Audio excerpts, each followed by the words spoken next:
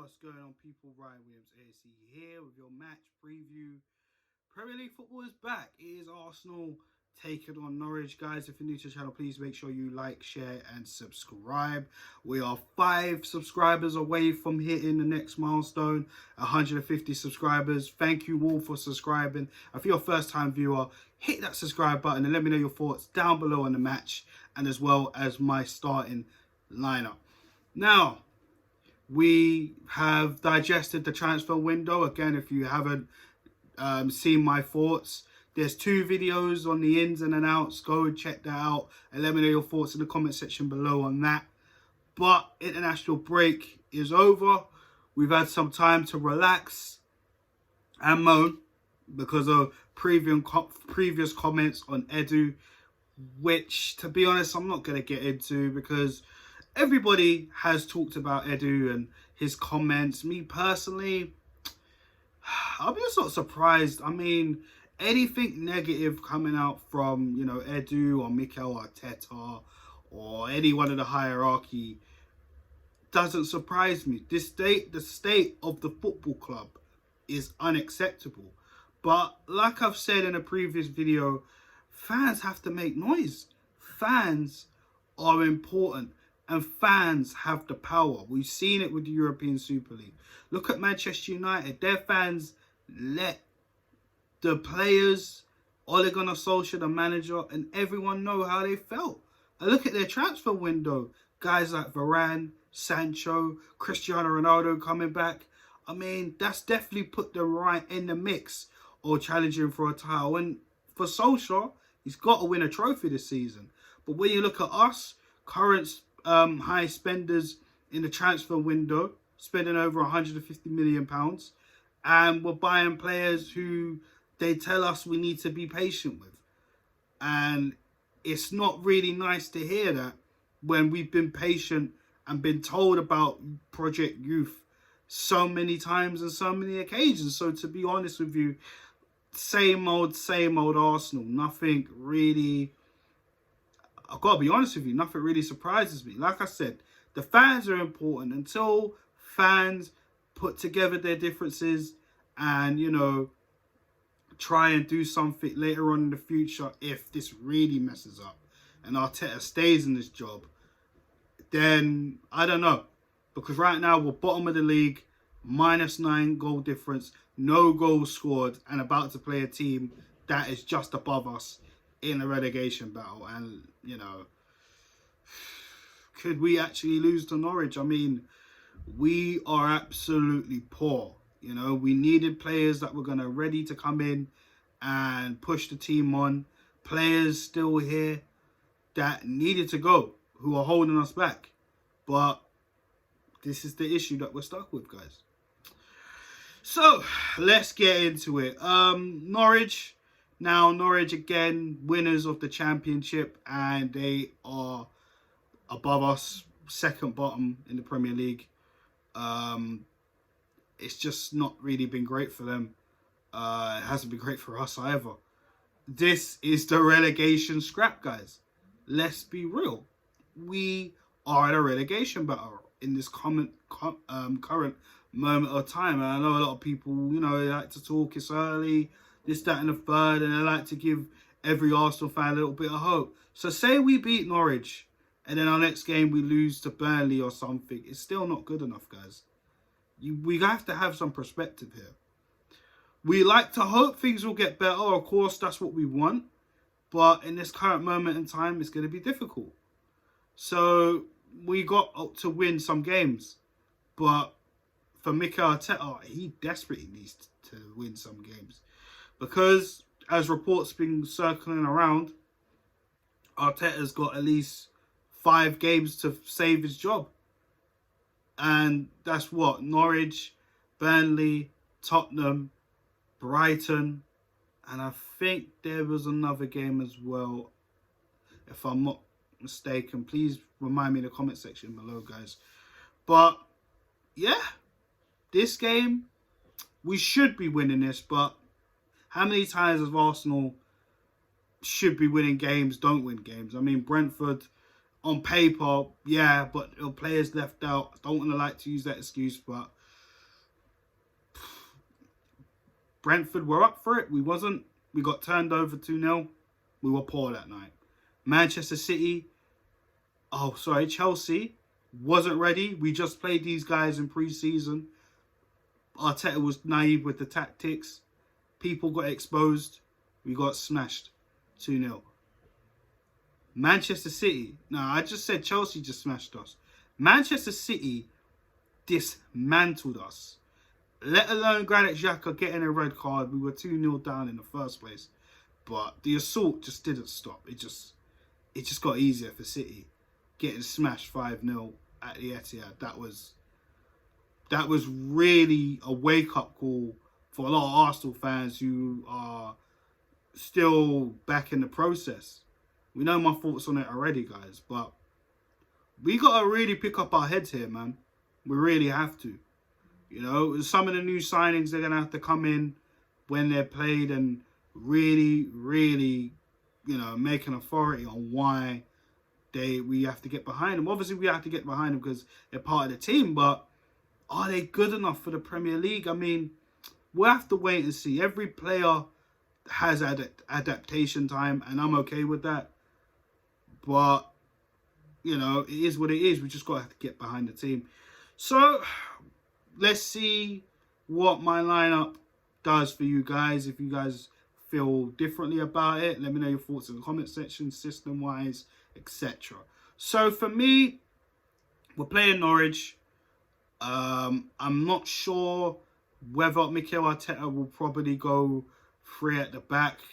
Personally, I'll probably start with a 4-2-3-1 only because of Norwich's opposition. I believe our players are better than Norwich. However, the football, the philosophy begs to differ.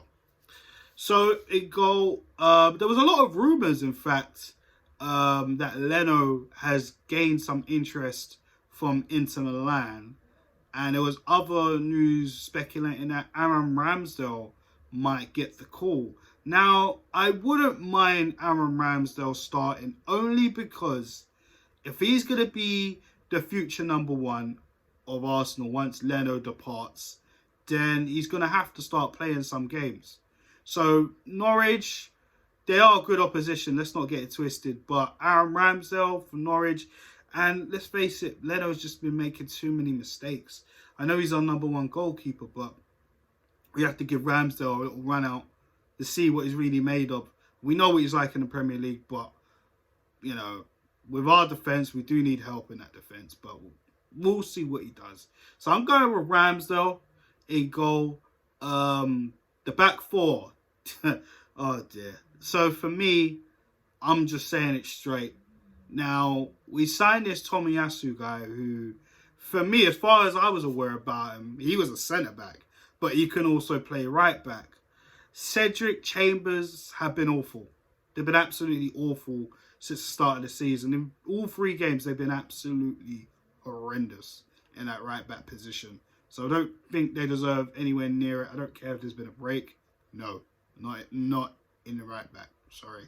So we did hear rumours about Tomiyasu's work permit, but that seems to be sorted now. So I'm starting him there.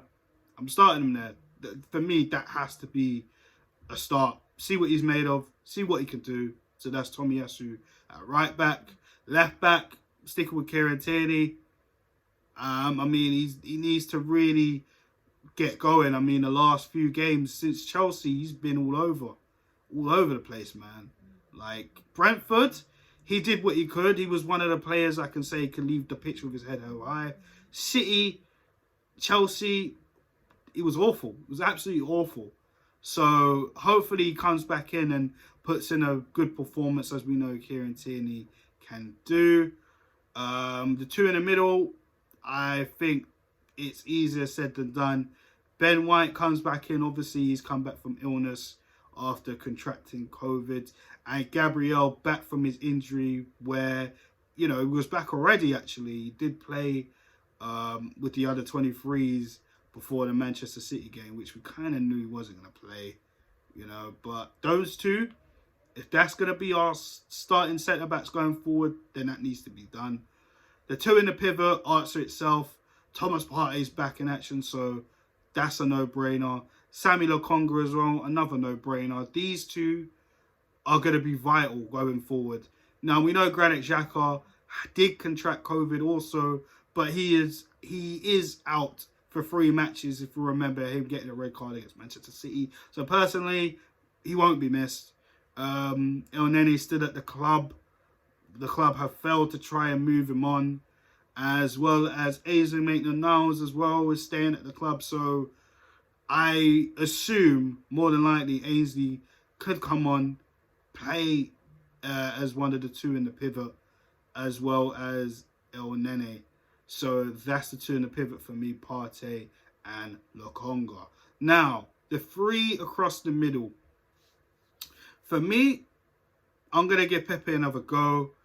I feel Pepe can cause Norwich a lot of discomfort, a lot of harm, you know, but he needs to focus and not try to isolate himself. Also, they're going to be onto him. They're going to know he's going to want to cut in on his left. And this is where Mikel Arteta has to be strong in his position. And that's just very difficult to even say, if we're going to be honest, guys. I mean, look at the position we're in. And the unfair treatment he has done to Nicolas Pepe since Arteta's arrived at the club.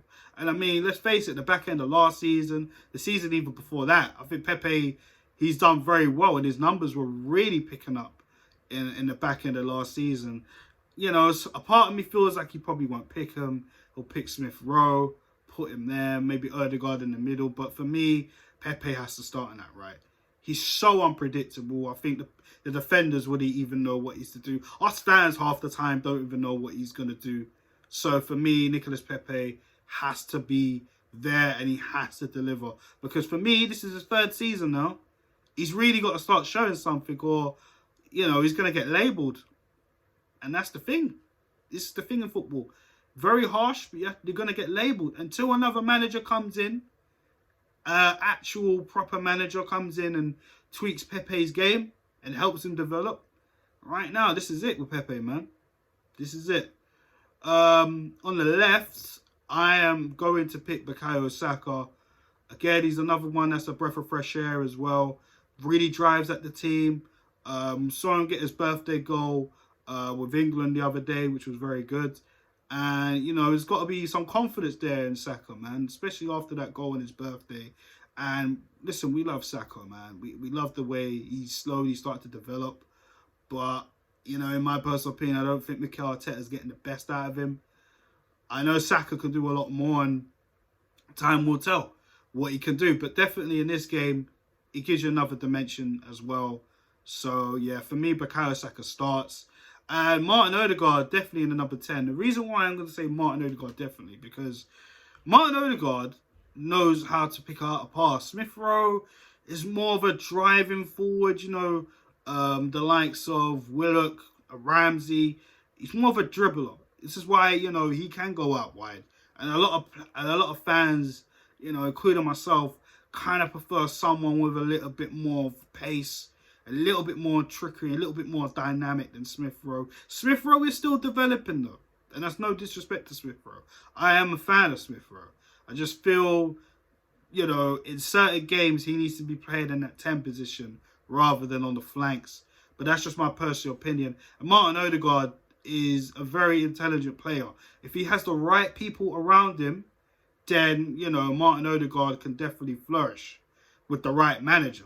Because I see a lot of people getting on to Martin Odegaard, you know what I mean? And look, it's all about opinions in football, you know. Nothing is concrete and facts. I need his goal scoring ability ain't been exactly great when he came on his loan spell. He did score some very good, important goals, though. Let's have that right, and picked up some key passes. But if you've got a pivot of Lokonga and Partey, which we haven't yet to see, then I think Martin Odegaard has enough time and space to get around and do a lot. We just need him to get on and score some goals. Same with Smith Rowe. I think Smith Rowe, you know, he definitely needs to be someone that can come on, change the game, and just try to get some balls in the back of the net.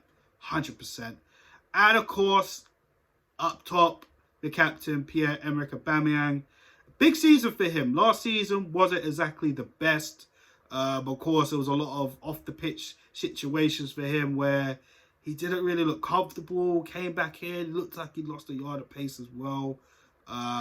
His head wasn't all over it. You know what I'm saying? And yes, he did get some. He did get some goals. Did get the hat trick against West Brom's youth team or second team, whatever you want to call it, in the League Cup. But this is the Premier League. This is the bread and butter. This is when we're going to need him, especially in the position that we're in right now. And hopefully Ødegaard can put some passes in for him, because we know Aubameyang's strength is getting in from behind. Can we expose Norwich's backline? That is why I'm picking Aubameyang, and I decided to go with Ødegaard in the 10. So, the scoreline prediction. This is difficult. For me, if we're not careful, we can concede. Timo Pukki, you know what he's like. Especially the last time he's in the Premier League, and then all of a sudden he went missing here towards the middle and the end of the league that year. But, you know, they got some good players. They got players like Max Aarons on the right back. They got Cantwell, and they got a few loanees. I think Gilmore from Chelsea, I think he's there. They got a few players there. You know, Norwich. And we know the type of attacking football they like to play. So we really kind of got to be on it. You know, don't think it's just going to be 3 points easy. As much as I feel like we can win this game. But let's not take our eye off the opposition. We do this, and then we get slapped and humiliated. So for me, I'm expecting Arsenal to win.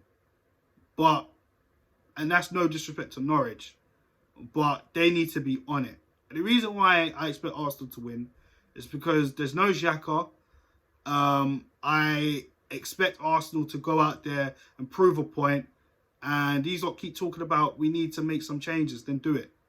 So I'm going Arsenal 3, Norwich 1. I do think we'll probably concede. The defending, we don't know how this defence that I've just named to be put out is going to do. So that's just my personal opinion. Guys, thanks for checking out this video. Thanks for taking the time out of your Friday evening. I appreciate you all. Like, share, subscribe. Of course, we are trying to hit the next milestone at 150 subscribers. So, yeah, I'll be back with you with the match reaction tomorrow.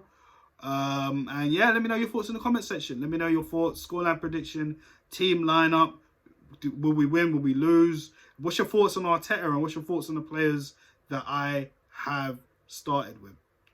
On that note, guys, have a good evening. And Arsenal, this is big for you guys, so don't let us down.